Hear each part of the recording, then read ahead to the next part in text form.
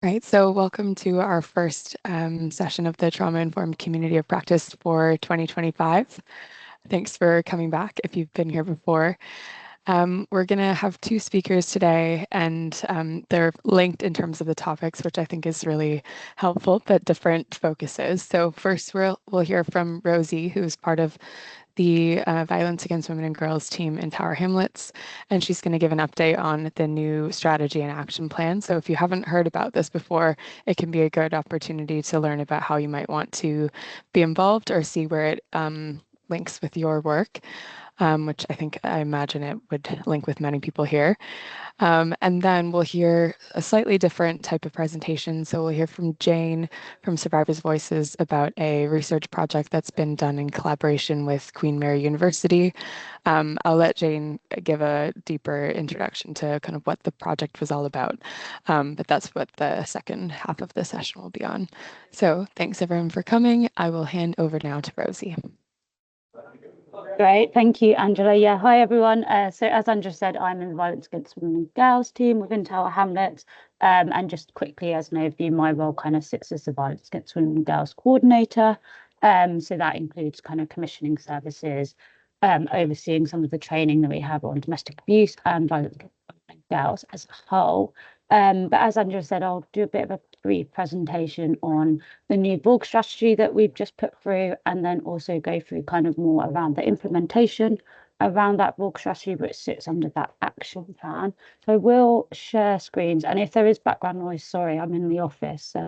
I've heard my microphone does pick up a bit of background, so I do apologise about that. Let me just get my screen up for you.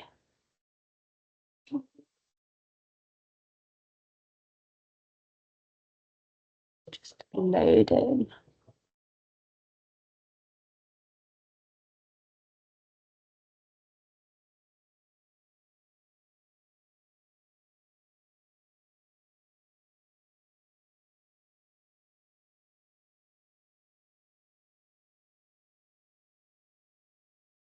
Oh, you're on mute. Oh, just a thumbs up if everyone can see the screen. Thanks, everyone. So yeah, as I said, I'll talk through kind of the violence against women and girls and women's safety strategy that we released in October of 2024. So just quickly, a bit of an overview of the strategy itself, and I put a link in, but what I'll do post this presentation is put all the relevant links in the chat as well. And if Angela can send out any hard copies or anything as well, I can do that. But yeah, as I said, we published this in October 2024. It is Tower Hamlets' fourth violence against women and girls strategy. And the first one was initially in 2012. What we tried to do with this strategy is not have it kind of as a standalone. It is an additional one on top of the previous strategy. So making sure we're developing and working off the back of those and what they can kind of offer as we kind of improve that strategy look of what we want to offer through Tower Hamlets. And what we want this strategy to do is to set out the role we all play in tackling violence against women and girls, kind of as that community response, but also as a borough in itself. So we're trying to bring as many key partners, key pieces of work about violence against women and girls that run throughout this strategy, and having a clear, comprehensive kind of measurable actions that sit alongside that. So as part of this, we kind of did some amazing consultation, I have to say. That is down to Angela and the public health team that really stepped in around that. Oh, it's got some background noise. Around that. So they did massive consultation with stakeholders, and I can imagine quite a few people on this call may have been involved in that, to kind of set out what we wanted to get from the strategy, where there was need in the borough, and what that would look like in terms of the strategy.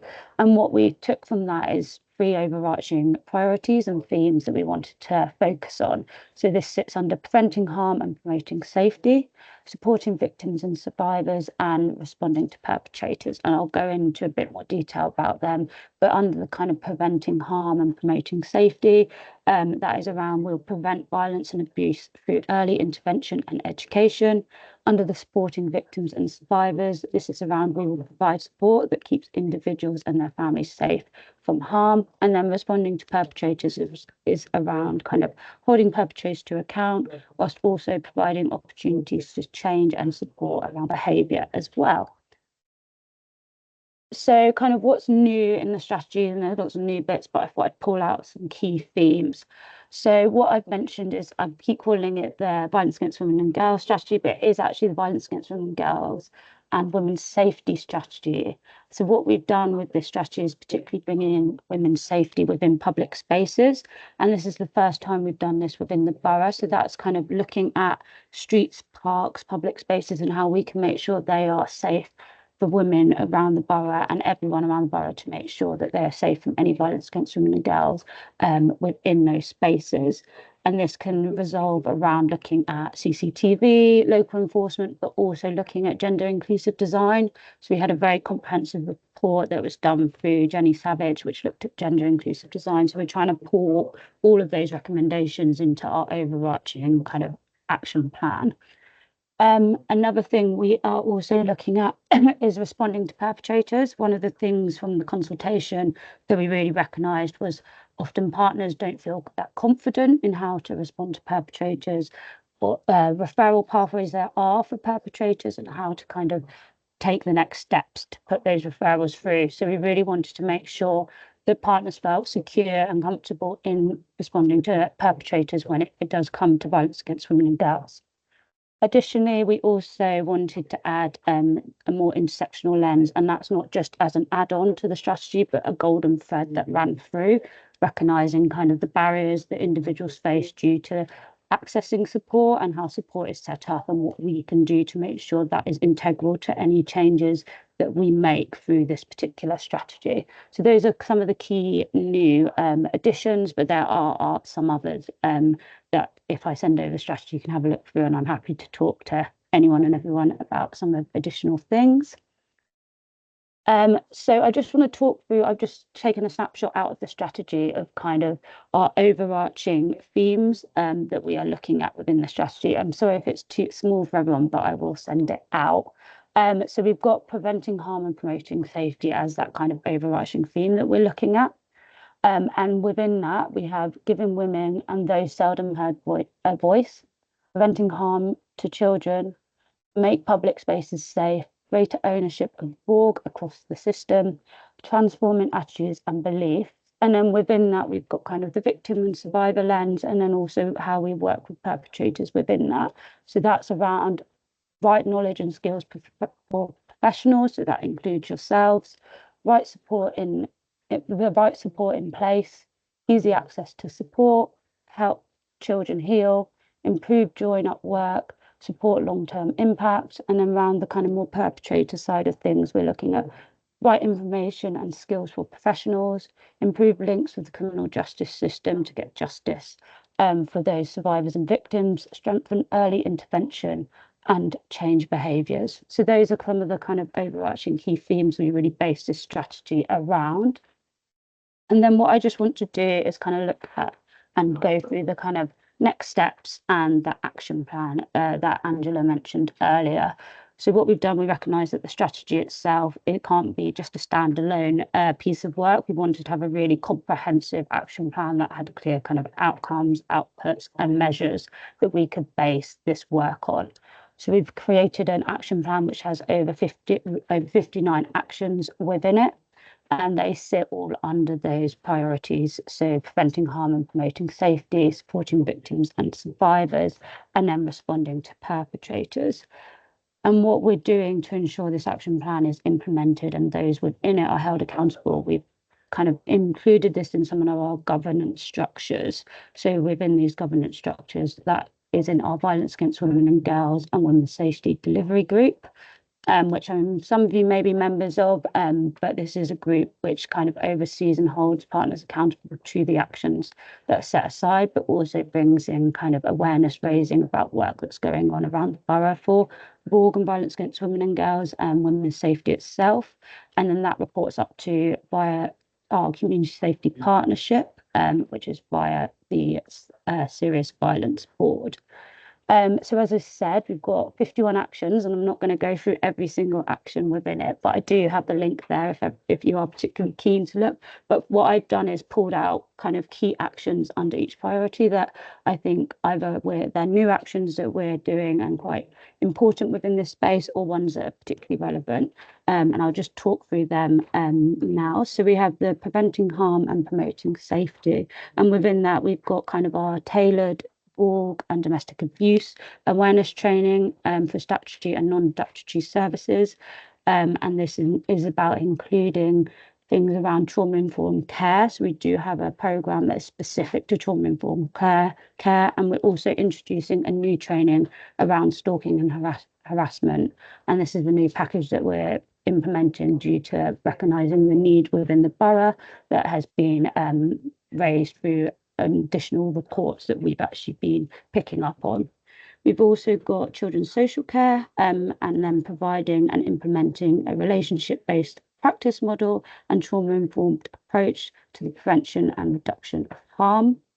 We're also launching and piloting Violence Against Women and Girls youth champion training, where we have youth champion reps that will be champions of violence against women and girls and be able to kind of be the awareness raising themselves to other young people, so that we can ensure that young people feel aware of violence against women and girls in itself and how they can kind of get support around that, but also around the challenges of gender itself and how that feeds into violence against women and girls.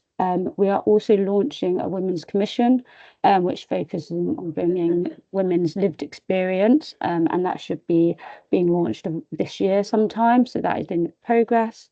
And then we've also got embedded our gender inclusive design principles, which is around parks and public spaces. So that's that report I mentioned earlier. It's bringing those recommendations in and actually implementing them around the borough. So that's kind of under the prevention, harm and promoting safety, and under support and victims of survivors. So we have our IDVA service, which is one that I commission myself, which we work with Solace on, and that has co-located IDVAs. So we're continuing to commission that. But what we're also doing, we've recently got a Somali specialist speaking IDVA to ensure that that support is provided to as many people as possible, and any language barriers are not a barrier to people accessing that support. So we're looking at getting as much of that kind of intersectional lens within those IDVAs and making sure we're reaching as many people as possible. We're also looking at recommissioning our domestic abuse refuges, and one of the things that is being really highlighted around that is maintaining and considering intersectionality around that, but also making sure there's trauma-informed approaches to any of those refuge spaces, and all staff feel trauma-informed when they are delivering kind of support within those services. And we also have, sorry, now I'm reeling off a lot of listing here, but I just thought it was key because I'm sure you'll pick up on things as I go through. We also have a new women's resource centre that is being introduced. Again, this is going to be coming up in 2025, and this will have a domestic abuse one-stop shop within it, which is dedicated for support for women that come into the centre. And we're at the moment looking at the design and how that will look, but that will be in 2025 as well. We're also looking at achieving domestic abuse housing accreditation, Alliance accreditation. Again, that's something the housing team have been focusing on for the last year or so, and looking at getting kind of implemented in 2025. And my team have been working very closely with them on looking at casework and how that casework is managed to make sure that it is trauma informed, and make sure it's effective for those who are approaching the housing team and seeking support around violence against women and girls. And then finally, on the kind of supporting victims and survivors, we also have the transgender needs assessment for Tower Hamlets Council, which is also identifying and looking at transgender survivors of Borg as well. So my team have been pulled in to make sure that we're having a voice within that, but also making sure that other organisations with relevant experience and working with relevant people are feeding into that, particularly around that Borg element. And finally, on the kind of responding to perpetrators, so there's 11 actions that sit under this, but I'll just talk through two of those.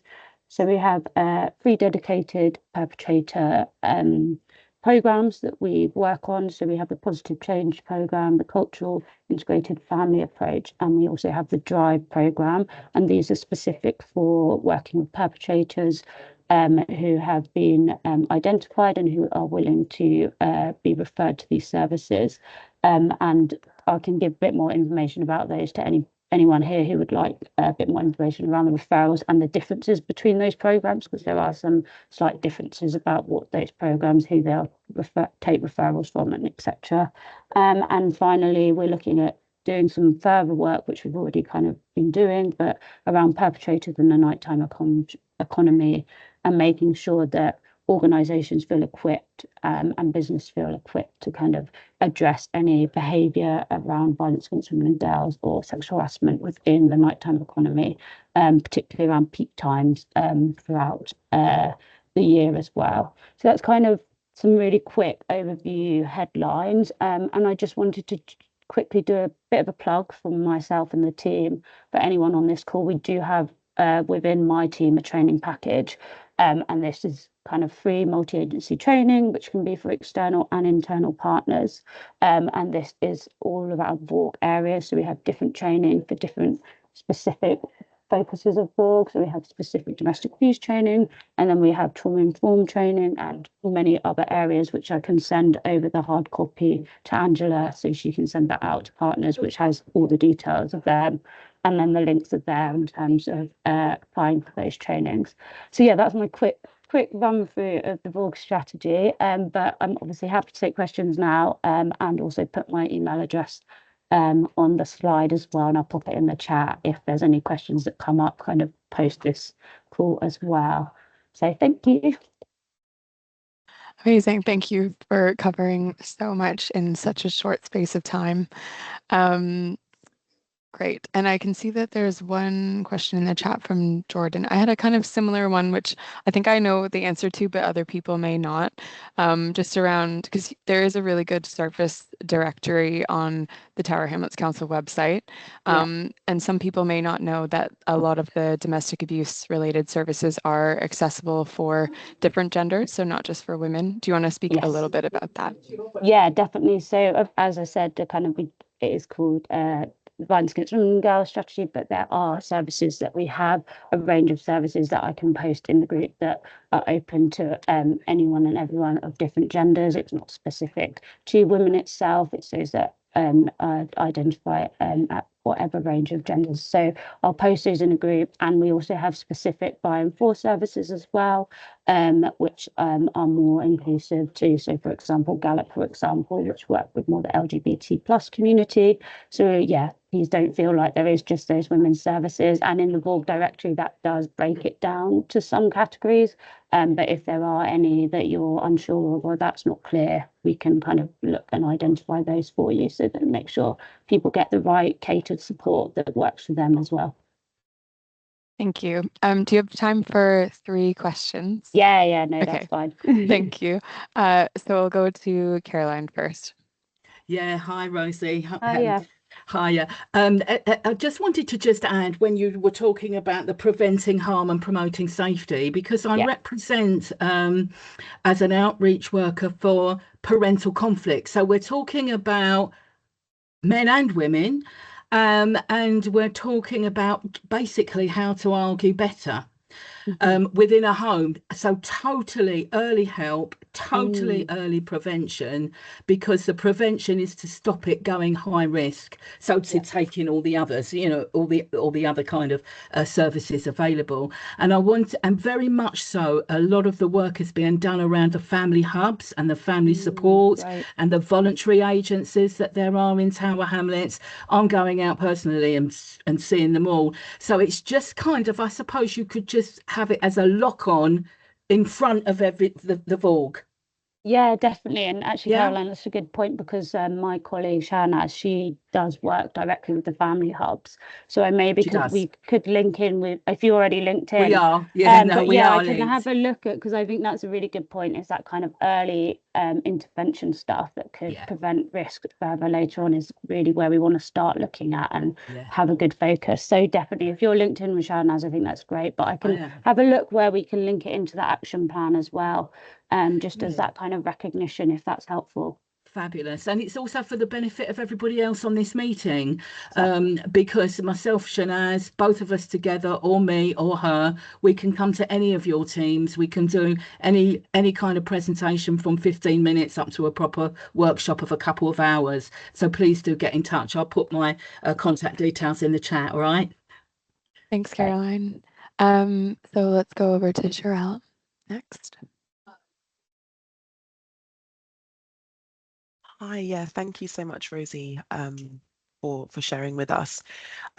It was more just, well, maybe more of a reflection, but kind of a question as well, just around, you mentioned intersectionality, and you also mentioned work with perpetrators, and I was kind of just curious about a little bit of expansion on that, if that was okay. Maybe it's a bit too broad for this space. But yeah, of course. No, I can give a little bit of an overview. So one of the, I mean, CIFA, which is one of the perpetrator programs I mentioned, that's a specific program that's looking at culturally sensitive approaches to perpetrators. So it's particularly based within, well, it's across many different boroughs, and it's a new program that's only been kind of commissioned in Tower Hamlets for the past year, but that has a specific culturally appropriate, and I can send you kind of the breakdown of what that means. That one is looking particularly at non-fathers as well, so it kind of has that angle, because we do have Drive program which works with fathers and anyone, but this one's looking at the kind of intersection of non-fathers and also that kind of culturally sensitive approach. And then there's a kind of sub one off that, which is looking at LGBT plus community and perpetrators within there. But I'll send you I can send you the kind of breakdown of exactly what that looks like, if that's helpful. Because like you said, it can cover quite a broad range of different things. But yeah, happy to do that. Thank you. And then finally, Jordan. Yeah, thanks so much, Rosie. Mine might be a bit too niche, and you might not have an answer for it now, but I just thought I'd ask in the space anyway. So I work with children, young people with mental health difficulties, but also inclusive of children and young people who have learning disabilities and autism diagnoses who might present with behaviours of concern and challenge. One of the things and organisations that I've worked with in other boroughs previously is domestic violence support for parents or siblings when children and young people who present with those behaviours of concern present with those behaviours towards people in the family home. I mean, obviously there's parallels with like CAMS, challenging behaviour and behaviours of concern, but didn't know whether or not you have any resources or know of anything in Tower Hamlets which can help or support with that, especially at the moment, because we're doing some scope and work around services available for those young people who present with those needs. Yeah, I think that nothing's springing directly to mind. That doesn't mean it doesn't exist within the borough. I think what I can do is I'll take that question away and we can have a chat, and then I'll make sure that we can disseminate that throughout the group as well, because it might be something that other people in this group might want to talk about. But yeah, if I take that away, because I want to make sure that I direct you in the appropriate place for that, and then we can go down into the detail a bit more, if that's okay. Yeah, that'd be great. Thanks, Rosie. I'll put my email in the chat. Great, thanks, Jordan. Thank you. Thanks. Amazing. Thanks so much, Rosie, and also Amy Kate for popping the links in the chat. Oh yeah, great. So we'll share the slides and links so that everyone has them. And I'm glad to see that there's been some connections made. Rosie has to head off, so everyone say thanks Thank you, and goodbye. everyone. And as I said, just give me an email if you have any more questions. I'll pop it in the chat just after I leave. Brilliant. Thanks so much for your time. Thanks so much, Angela. Bye. And with that, we will go over to hear from Jane. Jane is from Survivors Voices, and she's been leading on a project with Queen Mary University, as I mentioned. Jane, I'm going to hand over to you. Thank you. Thank you. And I'm hoping my microphone is muting it all right, but there's a lot of we're having windows fitted today. So if you hear some drilling in the background, or I get a bit distracted, that's what it is. But hopefully you sound great. Good. Yeah, so I just want to talk a little bit about, oh, can you see that? No. Yes. Yeah. I just want to talk a little bit about how we try to be trauma sensitive, trauma responsive in the way we undertook this research project, and then also share a little bit about the findings. So the Strive project was led by Queen Mary's, and we partnered as a survivor-led organisation. And the research was looking at the impact of intimate partner violence on mental health amongst South Asian women, and particularly focusing on the individual, societal, and intergenerational factors around the women's experiences. The team was led by Dr. Tanya Shakur from Queen Mary's, who sends her apologies today. The analysis was led by Beth Evely from UCL.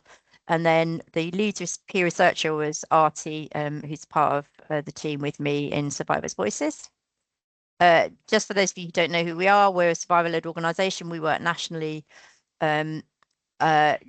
centering lived experience, and we provide peer support. And then from that, we undertake research and training and activism. So when we approach the project, what we're looking at is how to apply the principles of trauma-informed practice in how we interact with people with experience of trauma and abuse when we're doing research. So we were looking at the 6 principles of trauma-informed practice, but in particular, we were looking at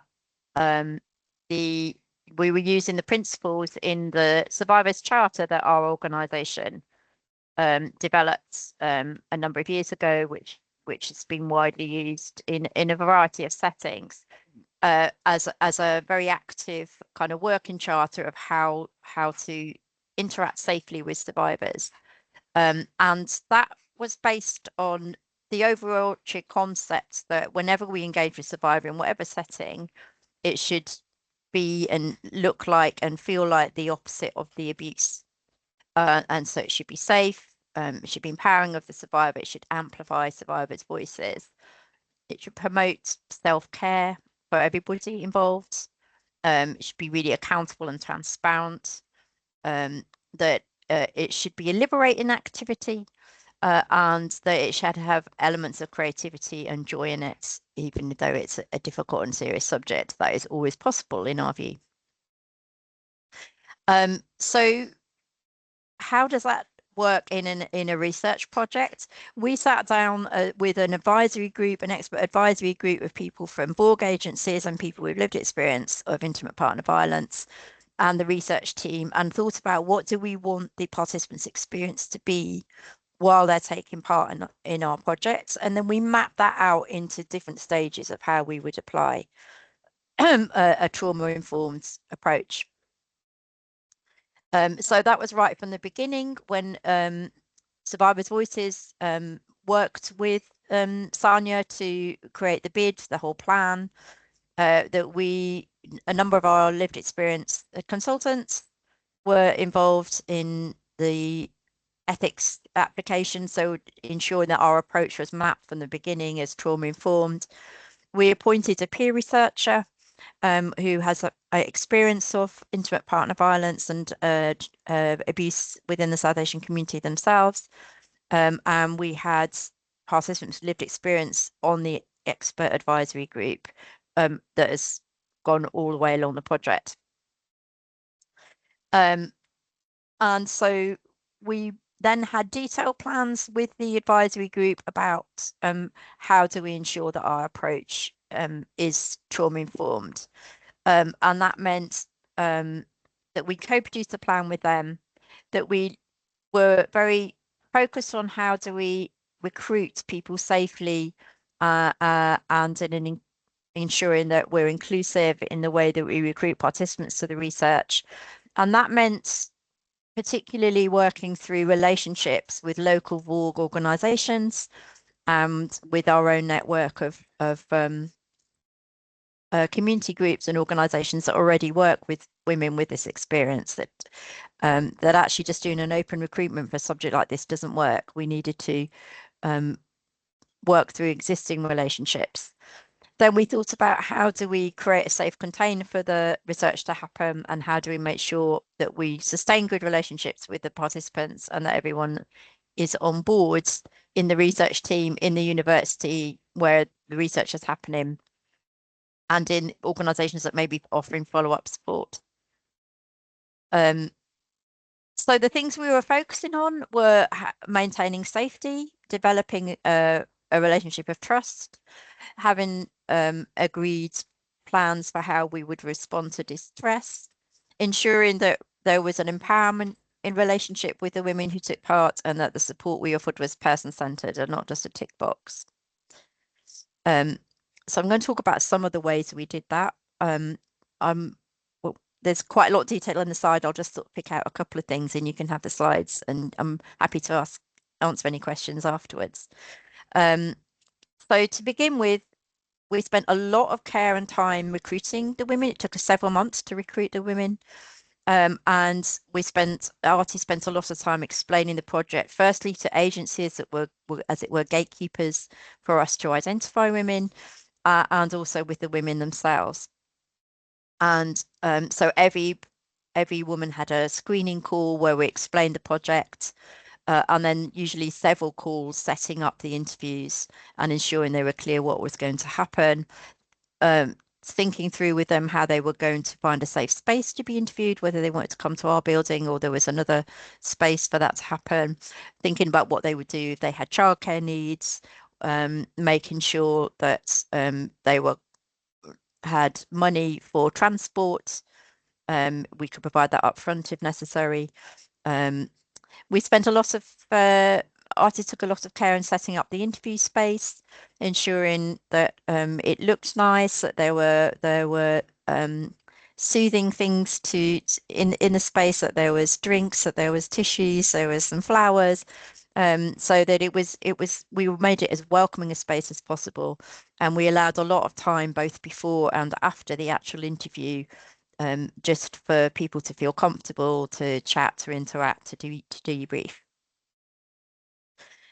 During the interview, people could have the interview questions in advance if they wanted. We had very open-ended questions, so it was very much the women could direct the interview where they wanted to go. And we had ideas, we had strategies ready, but also talked through with them.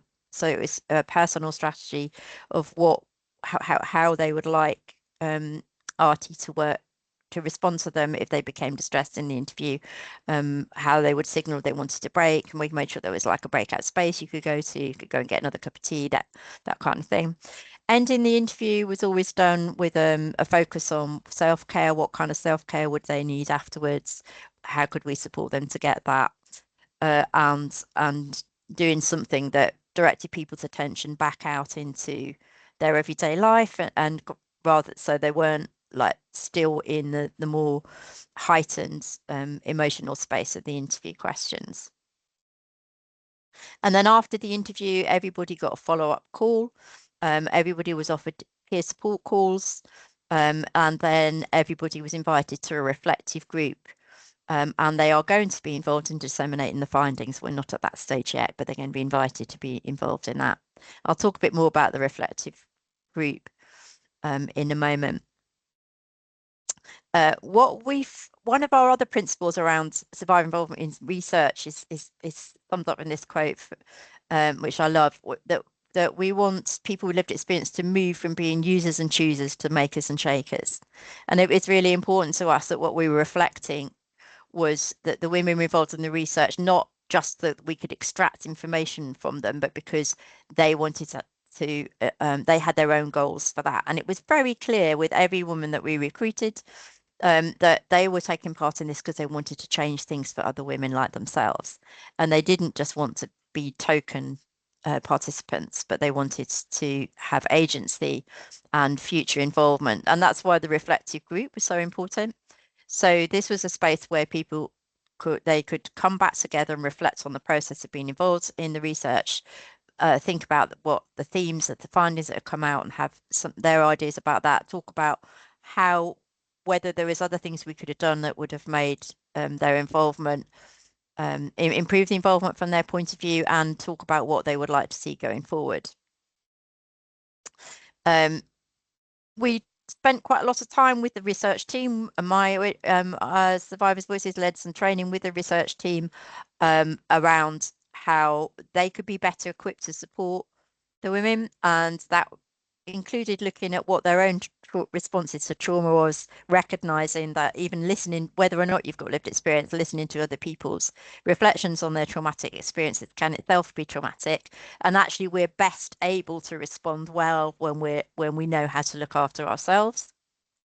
And then we also we're very clear in the training to include very practical measures on co-regulation, so the researcher making sure that they could work with the women with some very clear strategies to if anybody became upset or distressed or was finding the experience overwhelming.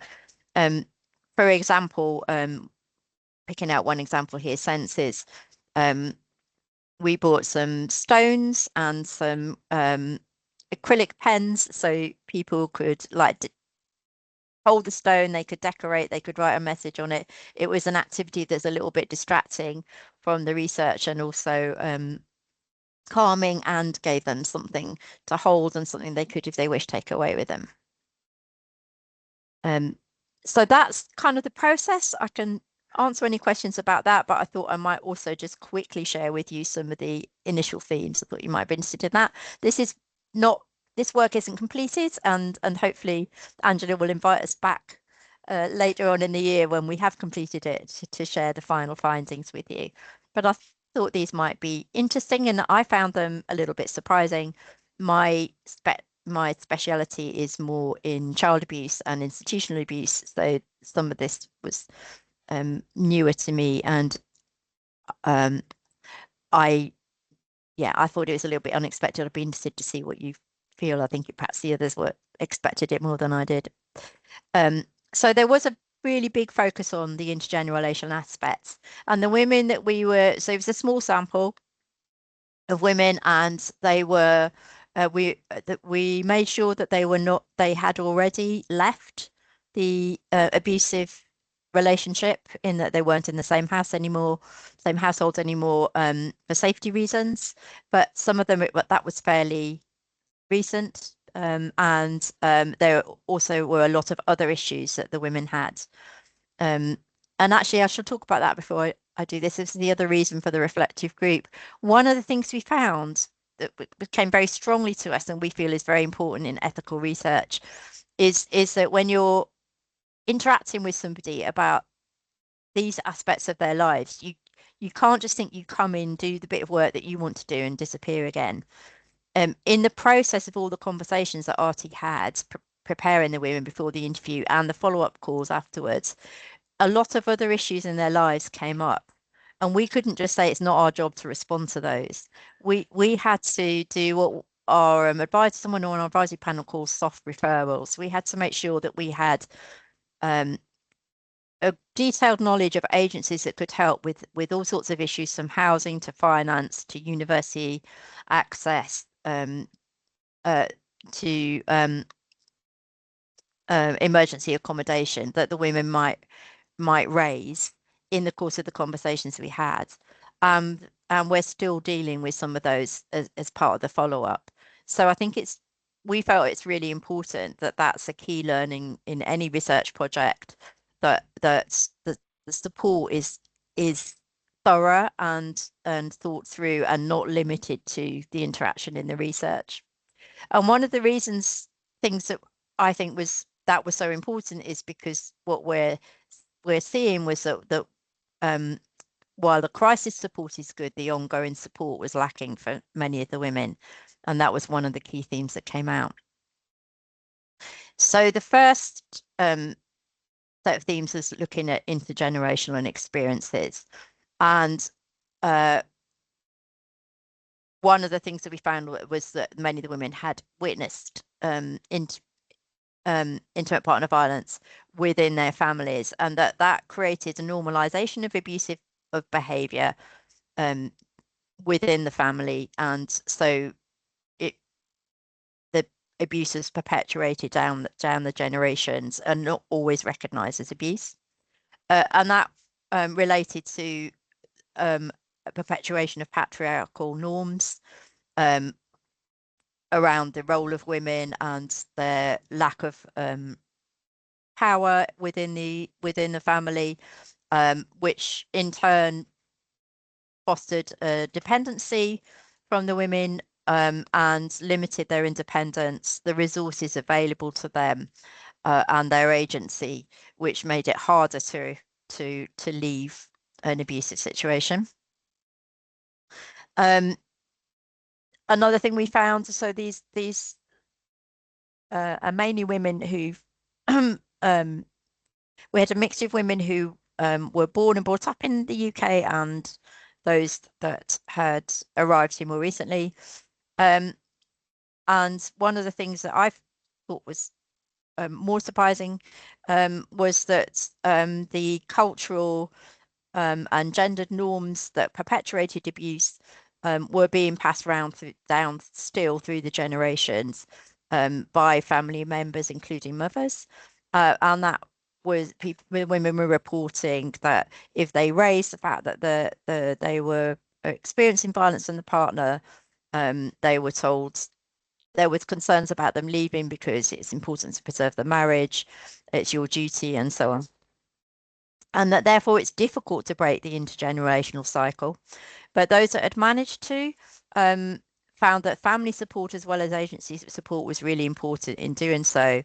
And they also were very clear that they were actively working with their children to challenge the cultural norms that had led to their abuse in order to try and keep their children safe in the future. The second theme was around experiences of mental health. This one we're still working on, so it's slightly less developed. Unsurprisingly, we found a significant psychological and emotional impact of violence on both the survivors and children and others who witnessed it. Some of the key things that came out were anxiety, depression, post-traumatic stress disorder, and feelings of shame of being the victim's fault and of low self-worth. Similarly, there was a significant impact on children, including what was identified as behavioural issues, mental health challenges, and potentially longer-term mental and physical health issues. That mental health could play a significant part in the perpetration of the violence. So amongst the perpetrators, there were untreated trauma, substance use disorders, so-called personality disorders, and that these influenced the abusive behaviours. That there was a taboo cultural beliefs around mental health, included the taboo on discussing mental health or acknowledging mental health, and being seen as something shameful, or people being blamed for having poor mental health. But we were also able to identify facilitators that help people's mental health to improve. And I can't give you details of those yet. They're still being analysed, but that's something we hope will come out in the final research. And finally, we always tried to end everything in the research with, as I said, some bridge that gave people support and continuation back into their daily lives, and we're continuing that support now. And this is one of our favourite tools for that, so I thought I'd share it with you, and maybe you want to choose a token to take with you when you leave today. So that's it. Thank you, and happy to take any questions.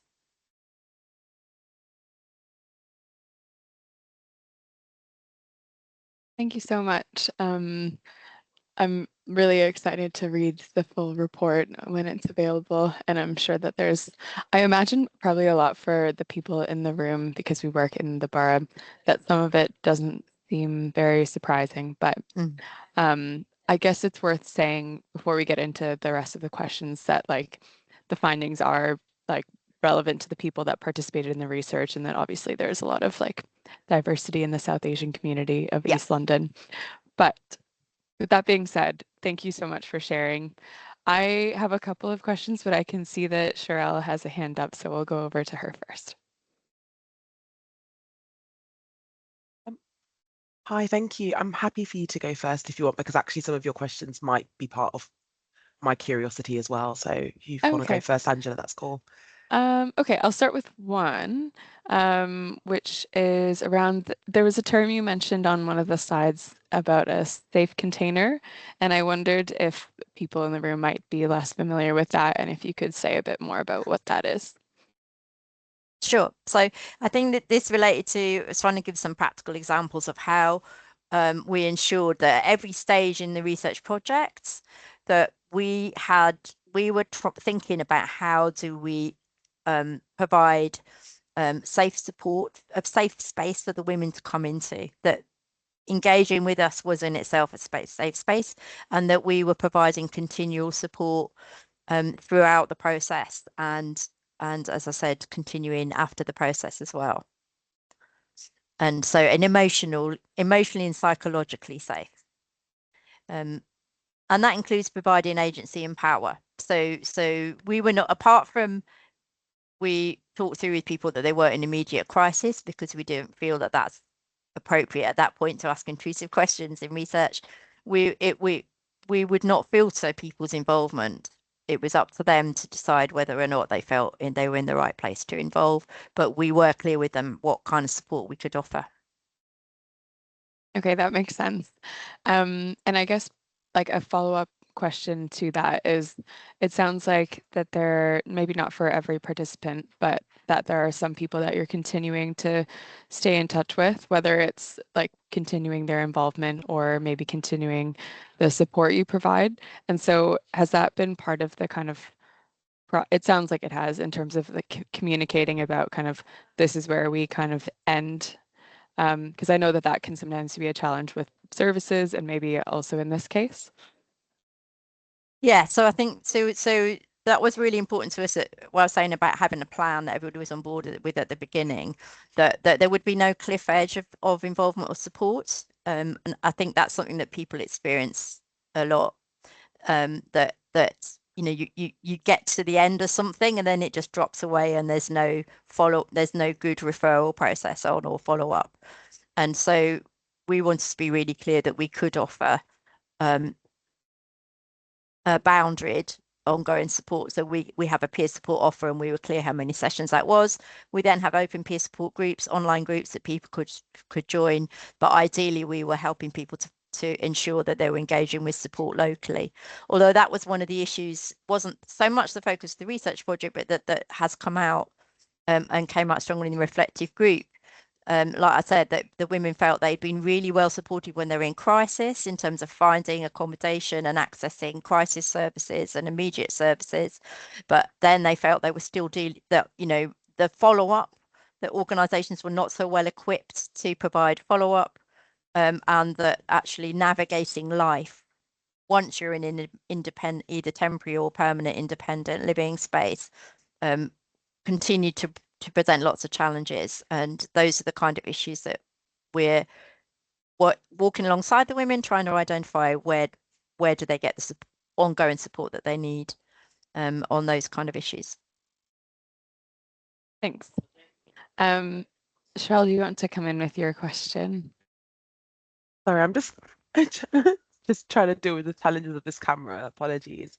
Yeah, once again, thank you so much for sharing with us today, Jane. I know that you were saying before that you're still in the kind of initial stages of essentially like your thematic analysis. So yeah, I guess a couple of things that kind of came to my mind were just around participant selection, and you were talking about yeah, like I guess some of the prerequisites, and you'd kind of describe that as people who were, you know, reasonably, I guess, empowered, had a level of agency, no longer in that domestically abusive relationship, no longer physically living with them, etc. And I guess it kind of got me thinking a little bit about I know with research we have to have a niche, we have to have participant requirements, but it did get me thinking about the people that would be unrepresented as a result, both culturally and just statistically. Because I guess if we're thinking about like the amount of people, once again, I know South Asia is huge, but speaking broadly, we know that there's a massive intersect with language barrier, overall agency. I was kind of curious. Once again, I know that you're earlier on in your thematic analysis, but some things that I was thinking might come up didn't seem to yet, like for example with regards to faith or religious identity or honor and shame, and how that kind of plays in. Maybe these are things that will come out later on, but I guess because the criteria is, once again, I think it's brilliant. I think it's really good in terms of like having that reflective capacity, and people can come back and they can give you the strength of research validity. But then on the flip side, I'm curious about the unintentional bias that comes when actually, in order for you to fulfill the criteria of the research, you have to be in a stage that's probably so far away from people who are probably going through, I guess that, the real difficulties that come with domestic abuse. That kind of makes sense. I don't know if I've really described that very well, but it's kind of like I was tussling with that in my mind, and yeah. It does. No, this is something we actually spoke about a lot, and is probably fairly unique for us in this particular project. So Survivors' Voices position, normally we do quite a lot of lived experience involvement research or consultancy around it. Our position normally we would not vet anybody. It's absolutely, we would empower survivors to decide themselves. And normally we would not have to work so hard to recruit people. So we have strong existing networks within the survivor community, and if you can call it community, because it's quite diverse. But what we had lots of discussions around this with people with expertise, and two things that we felt was one is the level of danger in this particular community. So recognizing the isolation of the women, and that was something that came up very strongly from the research, meant that we didn't think it was safe to ask people to come and talk about experiences when we were not placed as researchers to provide crisis intervention. And this was something that came from people with lived experience themselves. So this wasn't something that is our normal practice, but it was particular to this project. This is a pilot project, so it was a small number of women. It was under a dozen women that we interviewed. I think there were 7 complete interviews and a partial interview, and so it's not going to be representative. It's us testing how possible is it to research this area, and then we will use this to do a bigger bid, to do more research in the future. So it's not claimed to be representative. It just represents the experiences of those women, and I've never had to work so hard, or our organization has never had to work so hard to recruit women. I think we needed to understand how hard it is for women in this position to trust anybody to talk about their experiences. So we actually feel very gratified that we managed to, and very grateful to the women that they did trust us enough to talk to us. And I think that was entirely due to the approach by Artie and the organizations that we worked with to recruit the women, and the level of support we put around it. So I think there is an issue about people who are actually in crisis having a voice at the time of in crisis. But on the other hand, I think these women were very close. Most of them had only just got out, or there was, there's still things that are unsafe in their lives. So I think it was close enough. We probably are getting an authentic voice, but it's hard to say with such a small sample. You're right.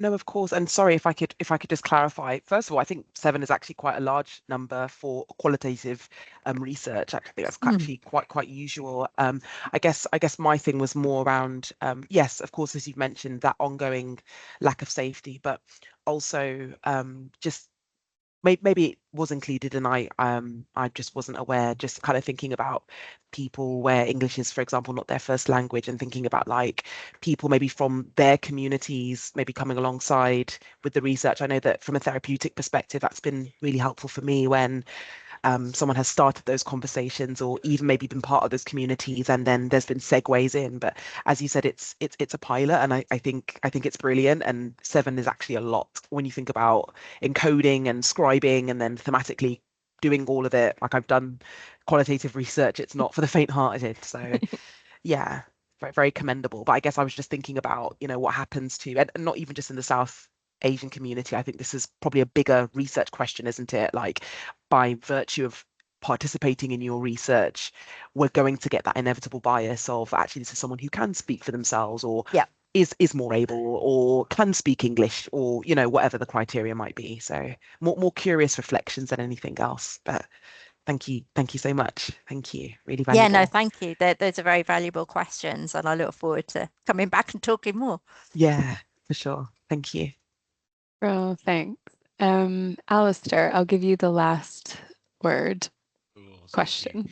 With a clear need to be brief, I think. And so, just in a nutshell, in terms of the way in which participants shaped the actual research design and proposal, and that you put into the ethics kind of application, what was that like, and were there any issues that came back from your ethics kind of application that you had to address or that you weren't expecting?